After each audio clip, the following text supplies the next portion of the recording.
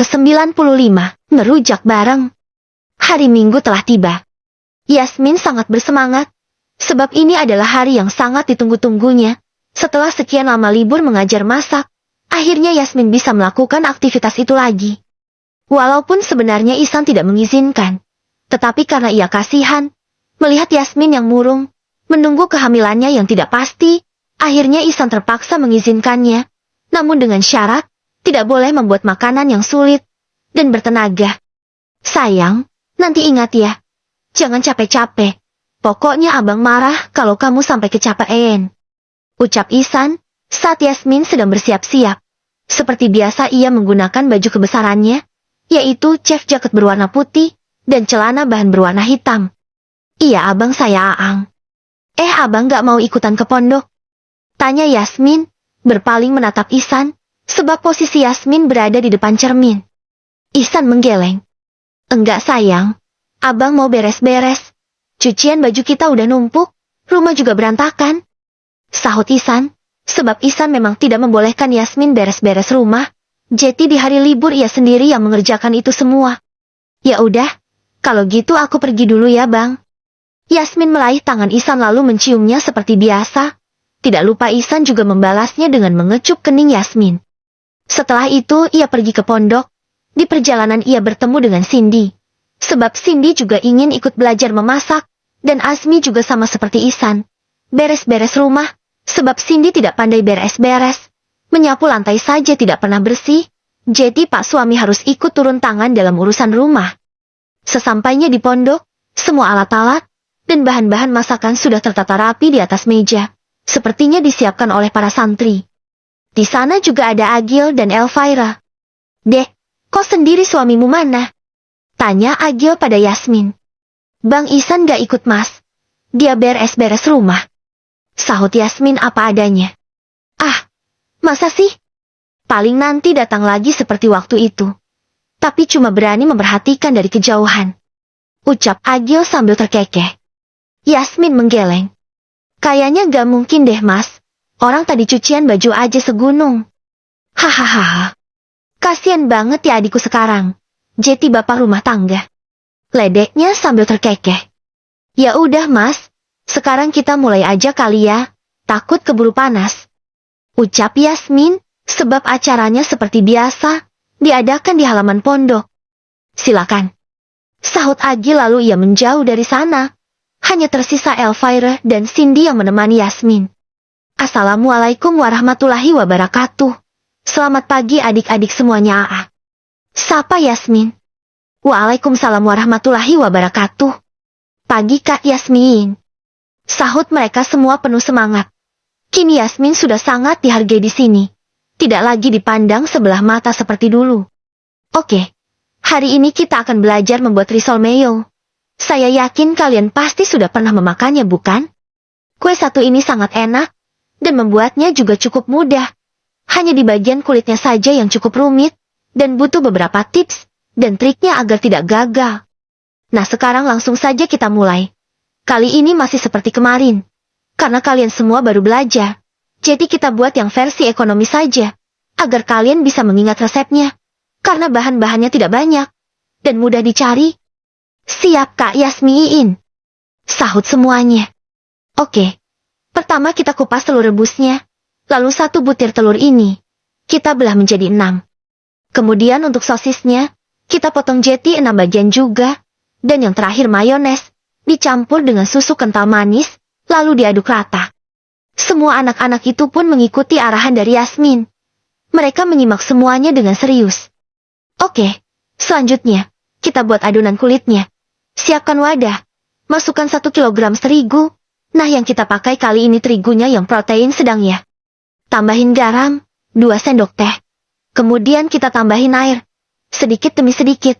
Sambil kita aduk rata. Nah ini sudah rata. Kita masukkan 2 butir telur.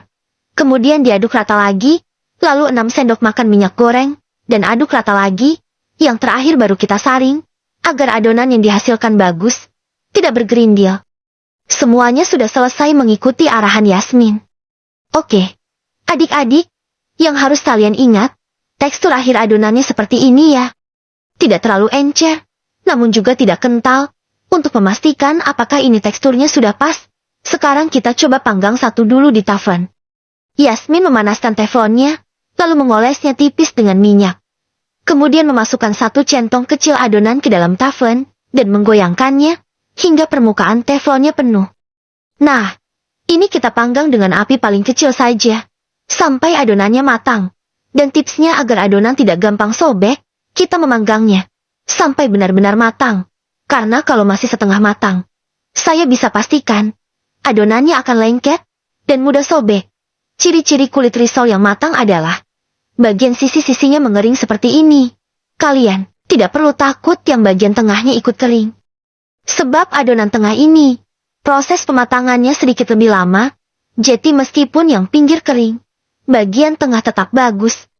Setelah adonan itu matang, Yasmin meletakkannya di meja, yang sudah dialasi dengan talenan, dan setelah agak dingin ia mengambil adonan itu, lalu mencoba menarik-nariknya pelan, namun adonannya tidak sobek.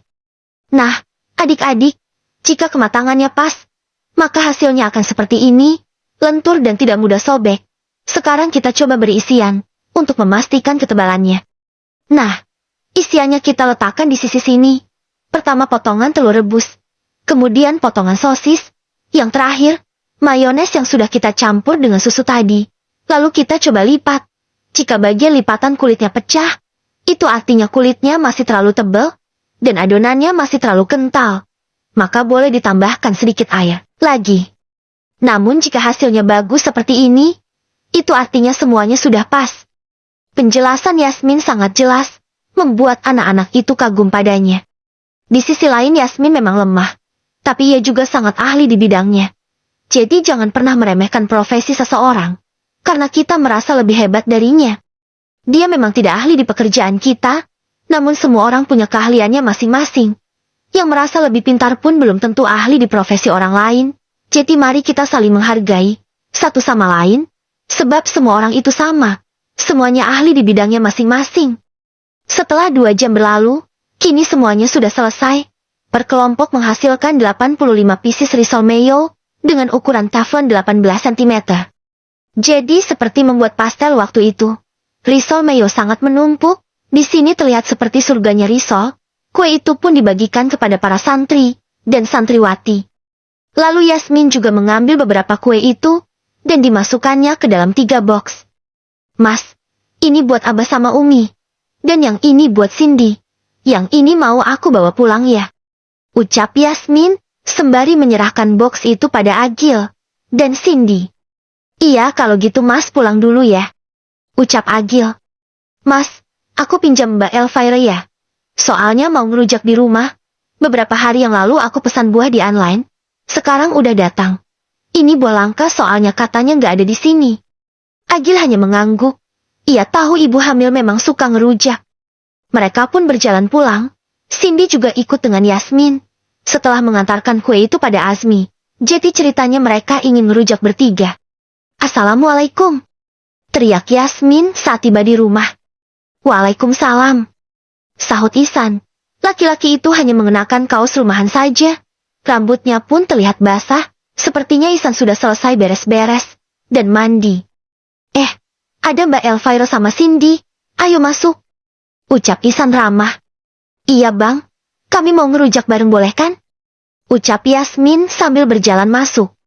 Boleh, tapi kok Azmi sama Mas Agil gak diajak? Aku jadi gak ada temannya. Ya udah Mbak Elvira. Cindy, telepon suami kalian ya biar rame. Pinta Yasmin. Lalu ia berjalan meninggalkan mereka ke kamar untuk berganti baju, sedangkan Ihsan pergi ke dapur.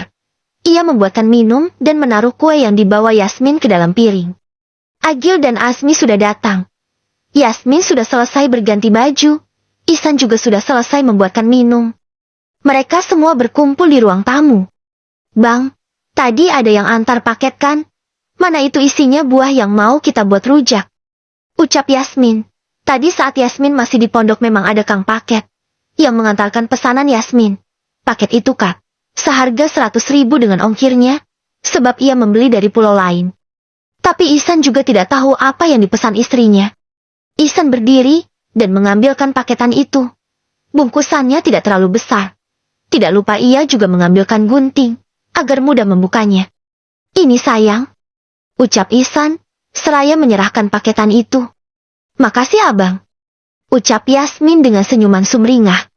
Setelahnya ia langsung membuka paketan itu, dan setelah benar-benar terbuka, mereka semua melongo melihat isinya. Buah itu terlihat sangat aneh. Mereka tidak pernah menemukannya di sini. Namun terasa familiar, seperti sering melihatnya di sosial media. Ke-96, misi menggoda Yasmin. Itu buah apaan sih? Tanya Agil, dengan alis yang menyatu. Ia sama sekali belum pernah melihat buah itu secara langsung, namun merasa familiar. Yasmin menyipitkan matanya. Buah apa ya? Aku lupa mas. Sebentar aku lihat dulu di toko yang aku beli. Ada nama buahnya kok.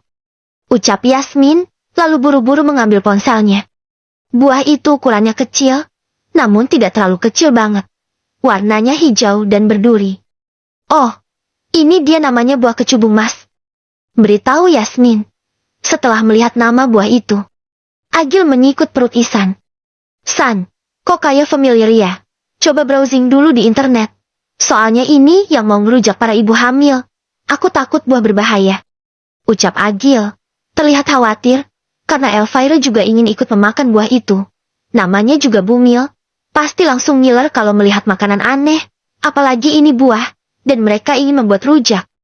Ihsan langsung mengambil ponselnya, sebab ia juga khawatir, takut buah itu berbahaya. Jika Yasmin beneran hamil, ia takut anaknya kenapa-napa. Ia mengetik di pencarian, apa itu buah kecubung? Dan bermunculan penjelasan tentang buah itu di sana. Ada berbagai penjelasan yang membuat Ihsan kaget. Mata Ihsan membelalak, melihat penjelasan tentang buah itu. Kenapa San? Baca yang kencang. Desak Agil, karena ia penasaran, melihat ekspresi Ihsan yang terlihat aneh. Buah kecubung memiliki efek anestesi, karena bisa menghilangkan kesadaran seseorang. Buah ini juga mengandung zat yang dapat menyebabkan halusinasi, dan efek relaksasi pada seseorang. Semuanya mendelik, mendengar efek samping dari buah itu. Berarti ini gak bisa dimakan sayang. Ucap Ihsan pada Yasmin. Oh iya, aku ingat Yas. Buah ini aku pernah lihat di review sama food vlogger. Sebentar aku cari dulu. Sahut Cindy, sembari membuka aplikasi hitam. Oh ya, jadi kamu pernah lihat orang makan buah ini Cin? Tanya Asmi. Iya mas. Tapi kayaknya gak jadi dimakan. Nah ini dia, dari komentar-komentarnya. Katanya ada yang habis makan buah ini, langsung diam di balik pintu.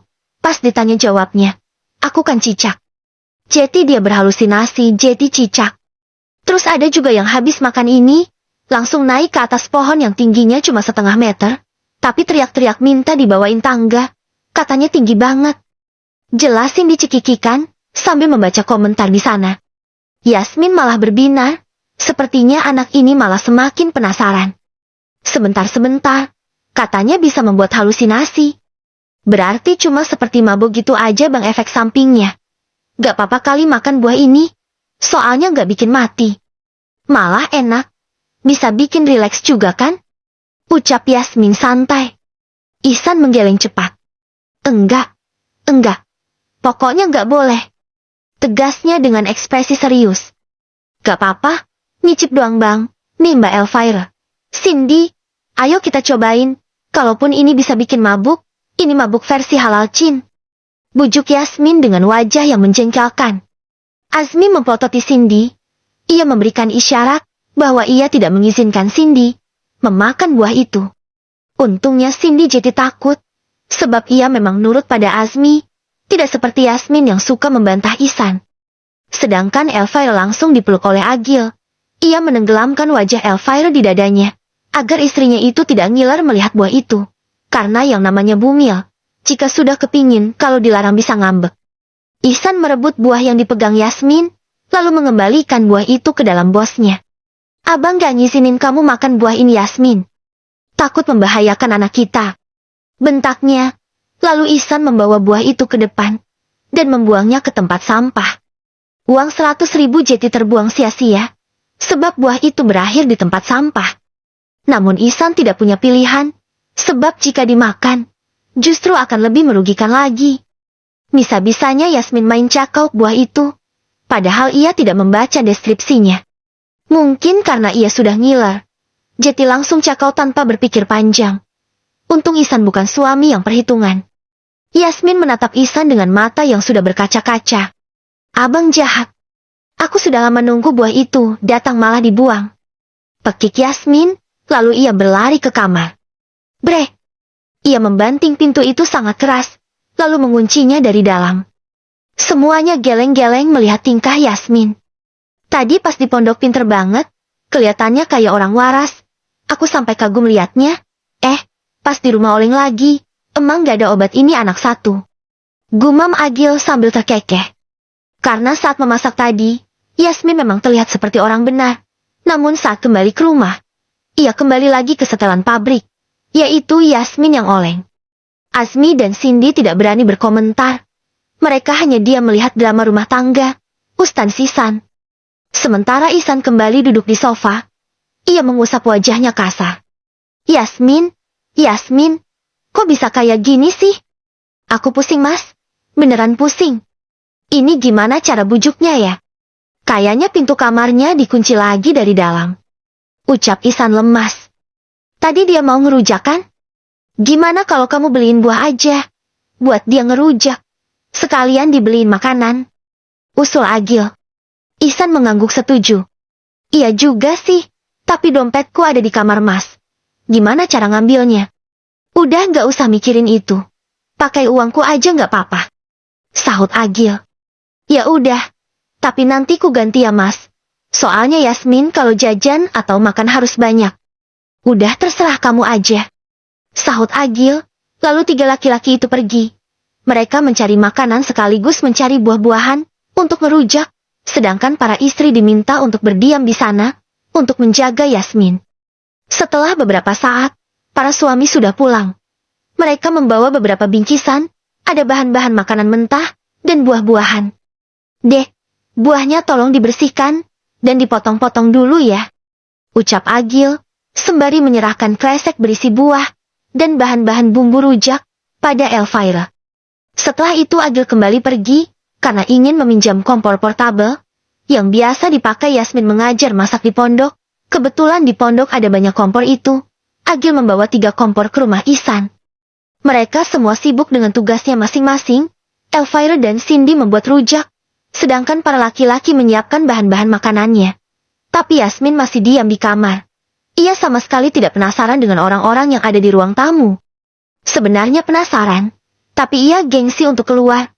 Yasmin bertekad tidak akan luluh dengan mudah, walaupun Ihsan memujuknya dengan sedemikian rupa. Setelah semuanya siap, mereka memutuskan untuk sholat zuhur terlebih dahulu, karena azan sudah berkumandang. Selesai sholat zuhur, mereka menata semuanya di ruang tamu. Jadi ceritanya mereka mau all you can eat dadakan di rumah, agar Yasmin tidak ngambek lagi. Ihsan tahu, istrinya itu paling tidak bisa nolak jika diajak makan rama-rama seperti ini. Yasmin, sayang, ayo keluar ini, kita mau all you can eat loh. Panggil Ihsan, sambil mengetuk pintu kamarnya. Gak, aku gak mau. Abang jahat. Aku gak mau makan. Aku gak mau lihat muka abang. Teriak Yasmin dari dalam. Yakin, ini ada daging slice, ada ayam, ada bakso, ada sosis, ada udang, sausnya juga ada macam-macam tau. Gak, habisin aja, aku gak pingin. Teriaknya lagi.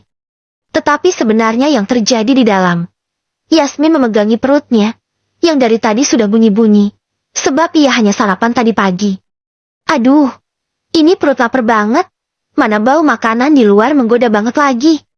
Ucapnya meringis. Enak banget ya.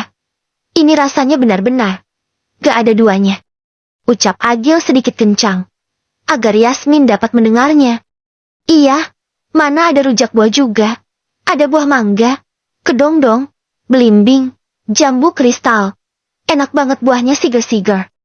Ucap Cindy yang juga ikut-ikutan jeti kompor. Mereka semua kompak ingin memanasi Yasmin. Yasmin sudah ngiler setengah mati di dalam sana. Kok abang gak ada manggil aku lagi sih?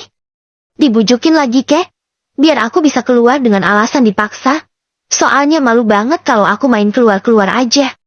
Gumam Yasmin, andaikan Ihsan dapat mendengarnya, pasti ia akan gemas dengan tingkah istrinya itu.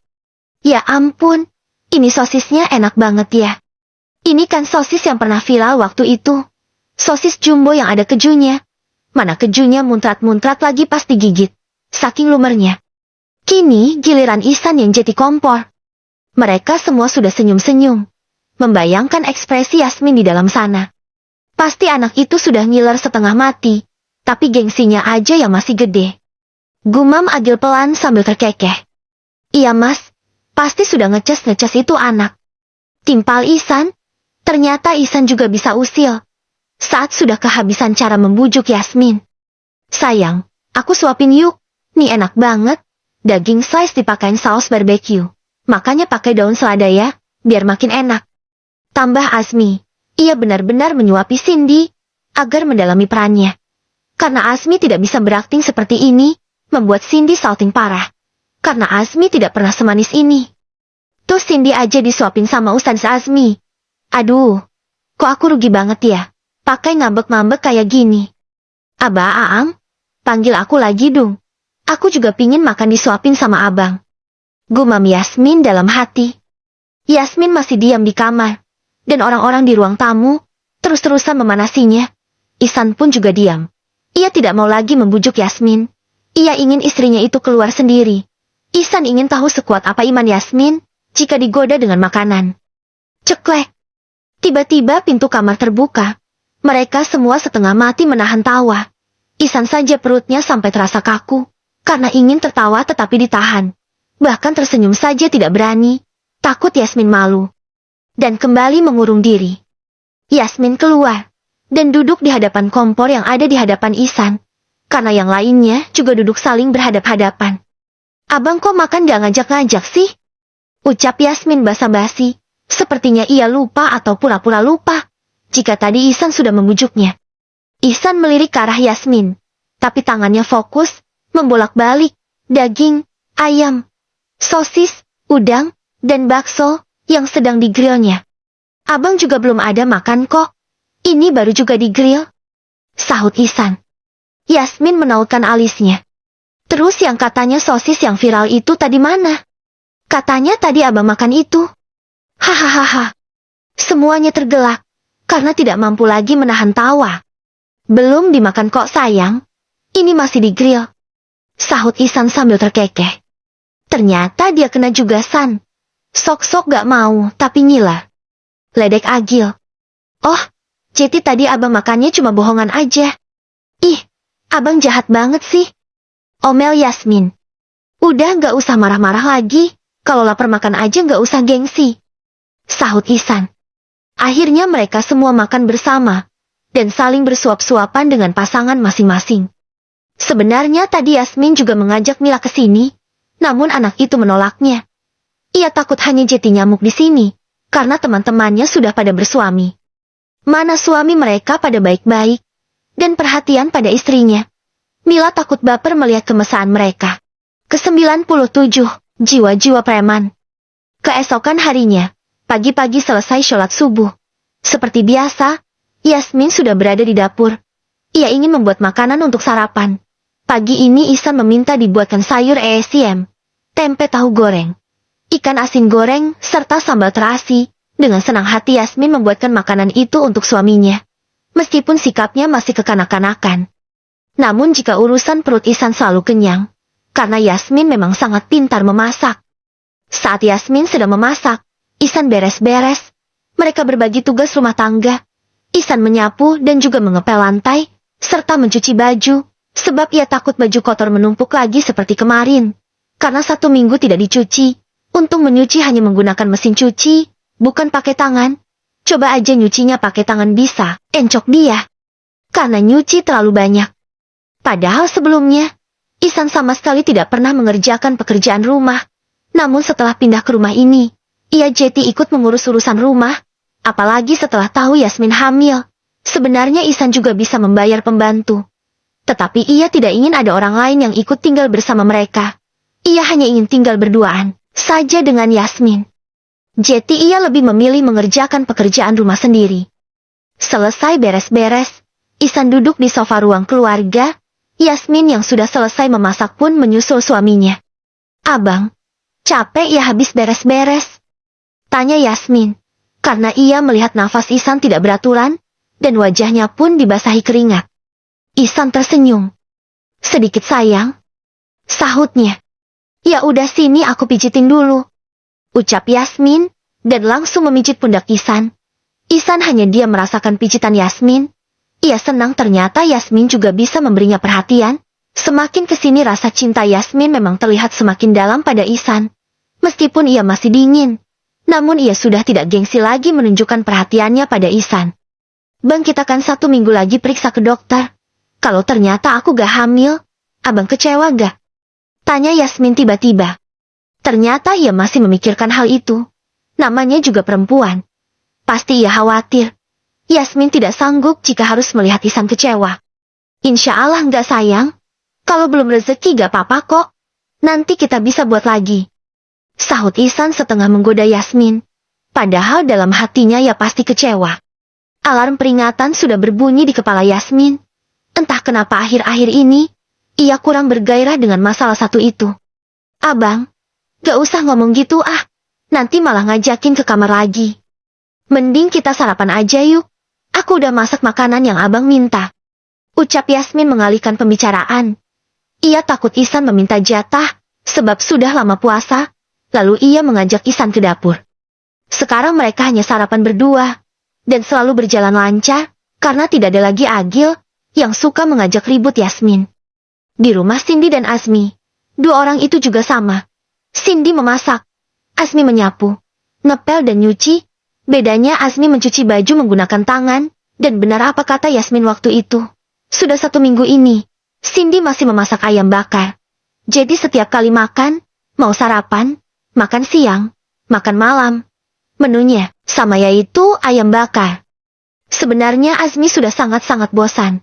Tapi ia tidak berani protes pada Cindy, karena makanan itu memang enak. Daripada Cindy masak telur balado lagi pikir Azmi. Mas, nyucinya udah selesai gak? Ini makanannya sudah siap. Tanya Cindy. Azmi keluar dari kamar mandi, membawa 1 ember kecil baju yang sudah dicuci. Ini sudah Cin, tinggal dijemur aja. Sahut Azmi, lalu ia membuka pintu belakang, dan membawa baju itu ke belakang, karena ingin dijemur. Cindy juga mengikuti Azmi. Sebab ia tahu Azmi juga sudah capek. Mana sehabis ini suaminya itu harus pergi mengajar. Aku bantu ya mas. Ucap Cindy. Iya Cin. Cie, pengantin baru. Mesra banget sih, jemur baju aja dibantuin. Goda tetangga mereka, yang juga seorang ustadz. Kebetulan Ustadz Fauzi juga sudah memiliki istri, dan suka bercanda dengan Azmi. Dan ia juga tahu, biasanya setiap hari Azmi yang menjemur baju sendiri. Dan Ustadz Fauzi juga tahu, dulu Cindy dan Azmi seperti Tom dan Jerry. Digoda oleh Ustadz Fauzi, Cindy malah mencebik, karena dari dulu Ustadz itu, memang sering, menggoda mereka, jika sedang bertengkar di pondok dulu, membuat Azmi semakin gemas, dan ingin ikut menggodanya juga. Iya nih Teds, istri saya nempel-nempel mulu. Kemana-mana suaminya diikutin terus, udah berasa ketempelan saya. Sahut Azmi cengengesan. Cindy mendelik dan memicingkan mata ke arah Azmi. Sepertinya api kemarahan sudah mulai menyala. Wah, istrinya pasti bucin banget tuh Teds. Namanya juga lagi hangat-hangatnya ya, masih pengantin baru. Sahut Ustadz Fauzi cekikikan. Iya dong Teds, istri saya bucin akut, ditinggal ngajar aja, suka nyusulin ke pondok. Tambah Azmi, padahal biasanya Cindy ke pondok karena ingin mengaji. Nafas Cindy semakin memburu, ia kesal setengah mati, bisa-bisanya Azmi usil seperti ini. Beruntung banget ya Ustadz Azmi, sudah dapat istri cantik, masih muda banget pula, udah gitu bucin banget sama Ustadz Azmi. Rahasianya apa sih Teds? Gak ada rahasianya kok Teds. Cuma istri saya memang sudah naksir sama saya sejak masih jadi santri kayanya. Makanya dulu suka cari masalah sama saya. Ucap Azmi cekikikan. Sialan, kok bisa-bisanya mereka meledek aku? Mana pakai bahas masa lalu lagi? Perasaan aku gak bucin kok. Aku cuma mau bantuin jemur baju biar Mas Azmi gak kecapean. Malah diledekin. Awas aja kamu Mas. Tunggu pembalasanku nanti. Batin Cindy sembari menatap Azmi dengan tatapan tajam.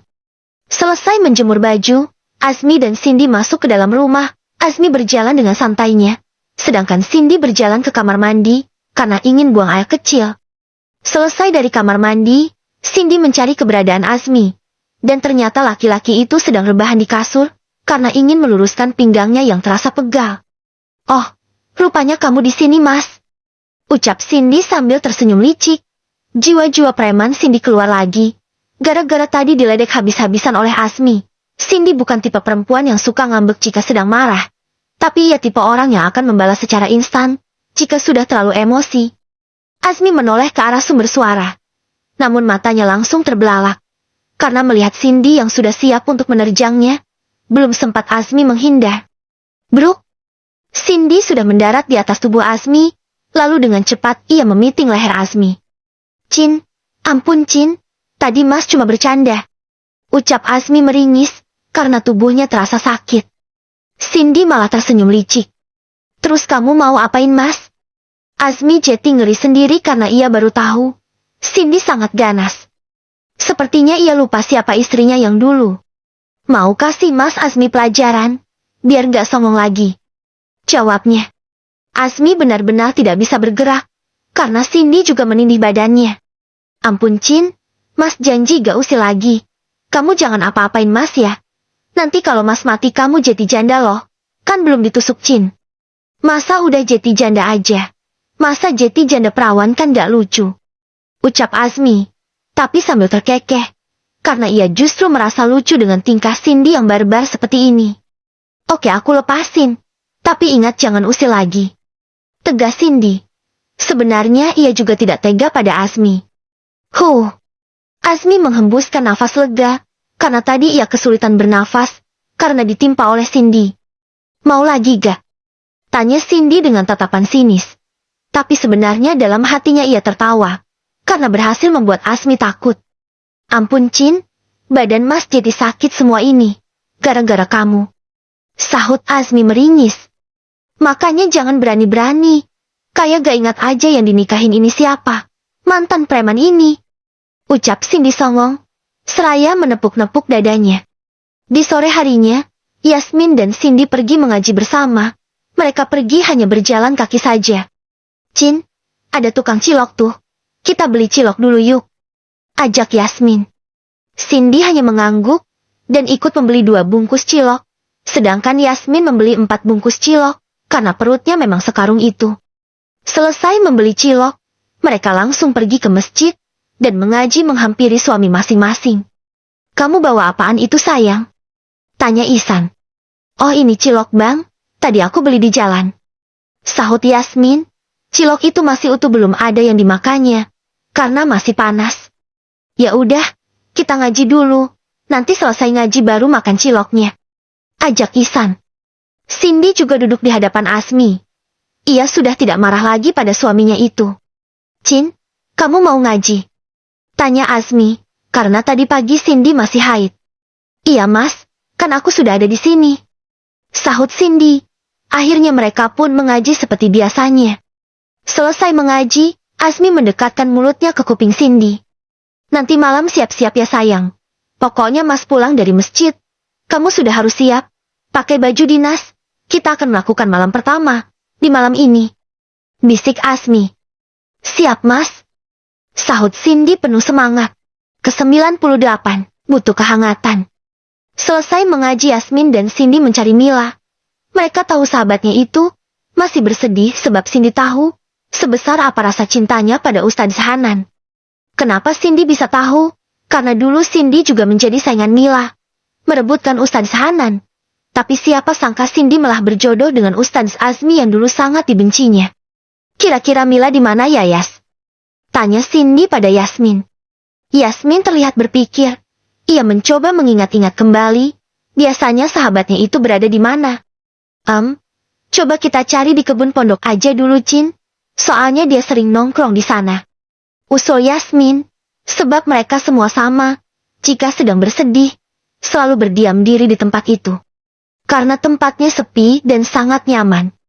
Cindy mengangguk, dan langsung mengikuti langkah Yasmin menuju tempat itu.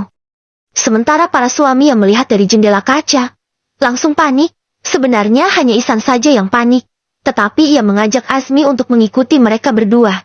Ini bukan sifat posesif, melainkan trauma. Ya, Ihsan memang setrauma itu, gara-gara tangan Yasmin patah kemarin. Apalagi saat ini istrinya itu kemungkinan sedang hamil. Membuatnya semakin was-was jika melepasnya di alam bebas. Kasihan amat si Yasmin, udah kayak anak ayam aja, selalu dikandangin. Sekali keluar harus diikutin sama ayam jantannya. Gue tertawa. Tets, mereka main ke kebun pondok lagi. Ayo kita ikutin, takut mereka macam-macam lagi. Ucap Ihsan pada Azmi. Iya Tets, kita ikutin aja biar gak bisa aneh-aneh.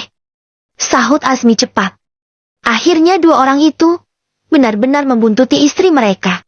Benar saja di tempat itu memang ada Mila yang sedang menangis terseduh-seduh. Sepertinya ia patah hati berat. Bahkan tangisannya terdengar sangat menyayat hati. Melebihi yang sebelumnya, sewaktu ia ditolak oleh Ustadz Hanan. Waktu itu, Mil, kamu kenapa? Tanya Cindy, yang langsung memeluk sahabatnya itu. Huhuhuhu. Mila menangis semakin kencang, karena dadanya terasa begitu sesak. Dan juga perih, rasanya bukan hanya tertusuk sembilu lagi, namun rasanya seperti di blender. Udah hancur, seperti butiran debu pula, lebih parah dari hancur berkeping-keping. Mil, ada apa Mil? Tanya Yasmin, yang juga ikutan memeluk Mila. Mereka sangat khawatir pada sahabatnya itu. Mila beberapa kali menarik nafas panjang, sebab ia tidak mampu menahan sesak di dadanya. Namun tidak bisa mengeluarkan sepatah kata pun. Ini ada apa lagi? Tanya Ihsan, yang juga sudah tiba di sana, bersama Azmi. Mereka berdua sudah menduga, pasti ada yang tidak beres lagi. Gak tahu bang, ini Mila nangis dari tadi, ditanya juga gak jawab. Sahut Yasmin. Mil, ada masalah apa? Kamu cerita aja sama kami. Siapa tahu bisa mengurangi bebanmu. Desak Ihsan. Mila kembali menghembuskan nafas panjang. Setelah sedikit lebih tenang, ia baru mulai bercerita. Jadi gini Pak Ustadz, tadi saya dengar dari anak-anak pondok, katanya Ustadz Hanan cuti mengajar, karena minggu ini dia akan menikah. Jelas Mila, sambil terseduh. Mereka semua terkesiap, karena tidak ada yang mendengar gosip itu. Oh ya, kok saya nggak tahu ya? Saya taunya Ustadz Hanan memang mengambil cuti, tapi saya tidak tahu jika dia akan menikah minggu ini. Jelas Ihsan, yang juga terlihat kaget. Tuh benar kan Ustadz, kalau Ustadz Hanan cuti, berarti tidak ada harapan lagi untuk saya hidup bersamanya. Kandas sudah semua mimpi-mimpi saya untuk hidup bersamanya. Lirih Mila semakin lemas. Rasanya ia seperti kehilangan separuh jiwa. Udah Mil, kamu yang sabar ya. Insya Allah nanti akan ada laki-laki yang lebih baik, yang akan menjadi jodohmu. Ucap Azmi, yang juga ikut menenangkan Mila. Tapi Ustadz, rasanya dada saya terlalu sesak. Saya tidak sanggup. Lirih Mila. Ya udah gini aja deh Mil. Besok saya beri kamu izin untuk pulang ke rumahmu beberapa hari, untuk menenangkan diri. Nanti kalau sudah tenang, baru kamu kembali lagi ke sini. Tawar Ihsan. Mila mengangguk setuju, sebab ia juga sudah tidak bisa fokus lagi dengan pelajaran yang ada. Untungnya Ihsan dan Azmi sangat pengertian. Mereka memberi ruang untuk Mila menyembuhkan lukanya terlebih dahulu. Setelah Mila tenang, mereka semua bubar. Yasmin dan Cindy pulang ke rumah, sedangkan para suami tetap di pondok, karena mereka tidak akan pulang sebelum selesai sholat Isya. Yasmin sholat maghrib sendiri di rumah. Setelah itu, ia pergi ke dapur, karena ingin membuatkan makan malam untuk Ihsan. Malam ini Yasmin hanya memasak satu menu saja, yaitu tongseng daging sapi. Karena ia lagi malas memasak yang ribet. Selesai memasak, Yasmin melipat semua pakaian yang sudah kering. Sebab ia tidak tega jika Ihsan lagi yang harus mengerjakan semua itu. Lagi pula melipat baju itu bukan pekerjaan yang menggunakan tenaga berlebih menurutnya. Semua baju sudah selesai dilipat dan disusun ke dalam lemari. Yasmin langsung sholat Isya. Setelah itu ia tinggal menunggu suaminya pulang dari masjid. Namun hujan tiba-tiba turun begitu deras, membuat Yasmin gelisah. Ia takut suaminya tidak bisa pulang karena hujan. ingin menyusul ke sana takut dimarahi oleh Ihsan. Akhirnya Yasmin hanya menunggunya saja. Di pelataran masjid, Ihsan dan Azmi sudah gelisah ingin pulang ke rumah. Yang satunya khawatir meninggalkan istrinya yang sedang hamil itu sendiri di rumah, dan yang satunya lagi tidak sabar ingin malam pertama. Sebab tadi Azmi dan Cindy sudah membuat janji, di mata Azmi sudah bermunculan bayang-bayang Cindy menggunakan baju dinas. Padahal ia sama sekali belum pernah melihat Cindy mengenakan baju dinas. "Tats, gimana ini? Apa kita nekat aja menerjang hujan?" tanya Azmi, yang sudah seperti cacing kena garam. "Gimana ya? Saya takut masuk angin, Tats. Tapi saya juga khawatir sama Yasmin," sahut Ihsan. Ia ragu-ragu, ingin pulang atau tidak. "Kayaknya hujannya masih lama, Tats. Kita nggak akan bisa menunggu terlalu lama. Takut istri-istri kita khawatir." "Ya udah kalau gitu, kita nekat aja kali ya," ucap Ihsan. Akhirnya dengan ragu-ragu dua laki-laki itu berjalan di tengah derasnya guyuran hujan. Walaupun tubuh mereka menggigil, dua laki-laki itu tidak peduli, karena sudah tidak sabar ingin bertemu istri masing-masing. Azmi sudah sampai lebih dulu, dan Ihsan langsung melanjutkan perjalanannya menuju rumah. "Kok ada sendal orang lain ya? Ini sendal siapa?" batin Azmi. Ceklek. Pintu terbuka dari dalam. Padahal Azmi belum mengetuknya. Ustadz Azmi, sudah pulang. Kok hujan-hujanan sih? Ayo buruan masuk, nanti masuk angin, ucap Bu Sari. Seketika Azmi langsung lemas, yang tadinya semangat 45, jadi semangat ke 4,5. Gue tertawa. "Assalamualaikum, Bu," sapa Azmi, meraih tangan Bu Sari lalu menciumnya. "Waalaikumsalam, ayo masuk Ustadz," ucap Bu Sari lagi. Azmi langsung masuk dan menuju kamar mandi.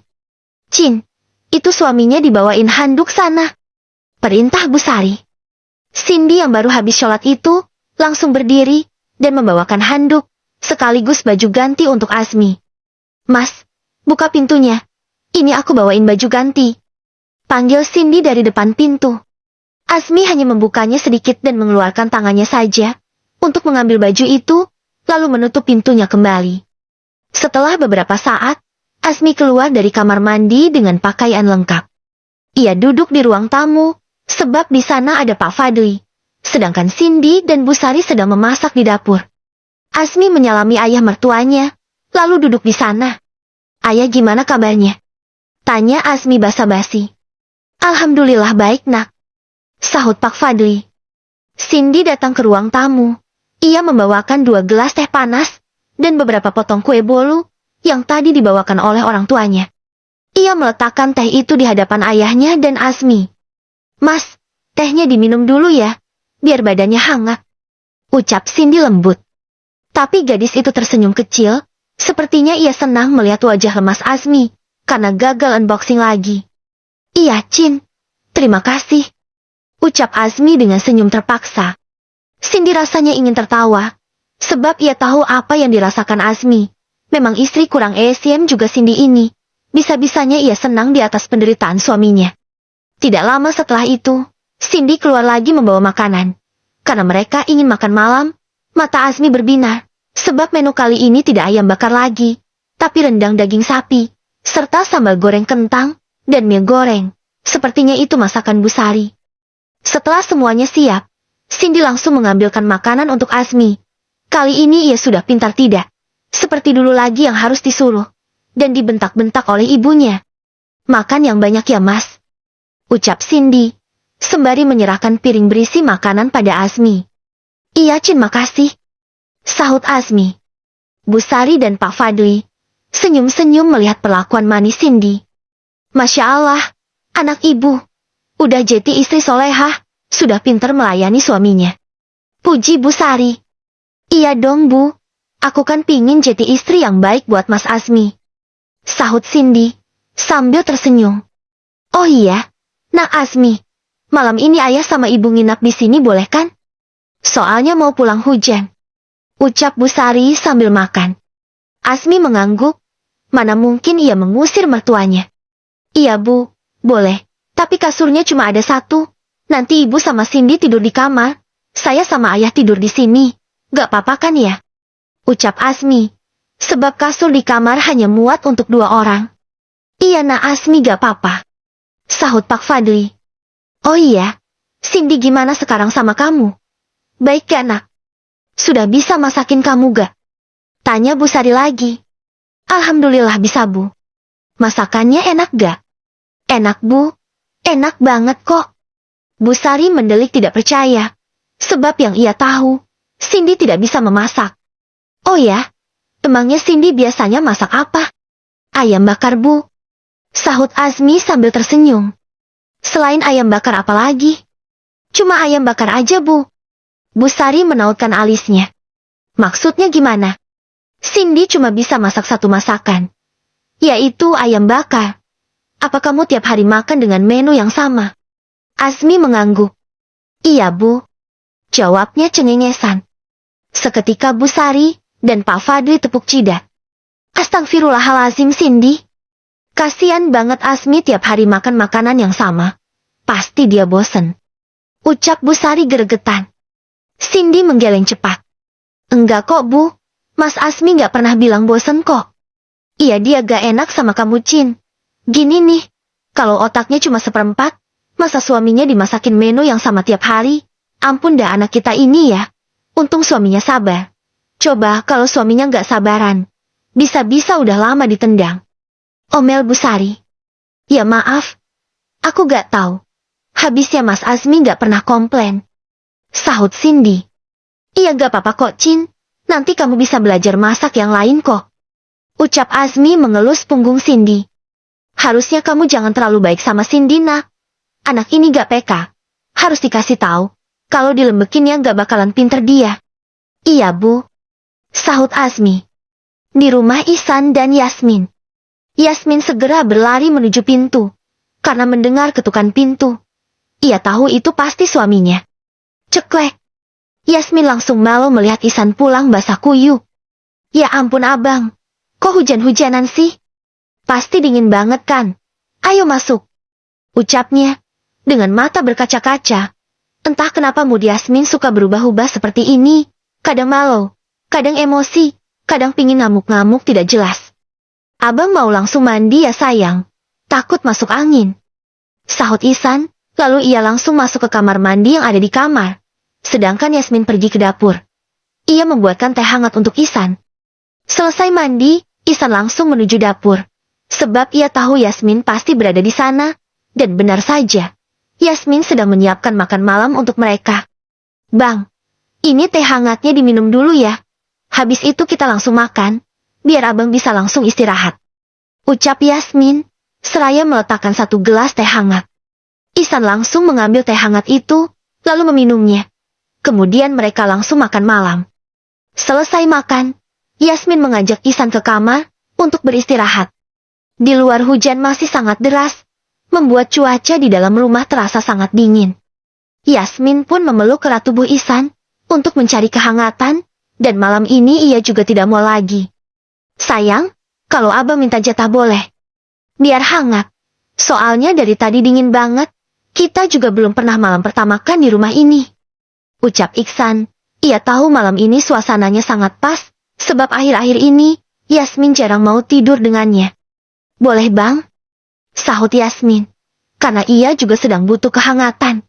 Akhirnya mereka melakukan malam pertama di rumah ini.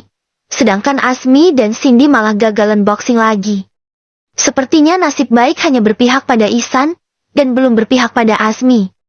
Azmi yang niatnya mau unboxing. Dibelah-belain pulang kehujanan, sampai rumah bukannya dapat kehangatan, malah dapat kedinginan. Karena harus tidur di lantai. Gue tertawa.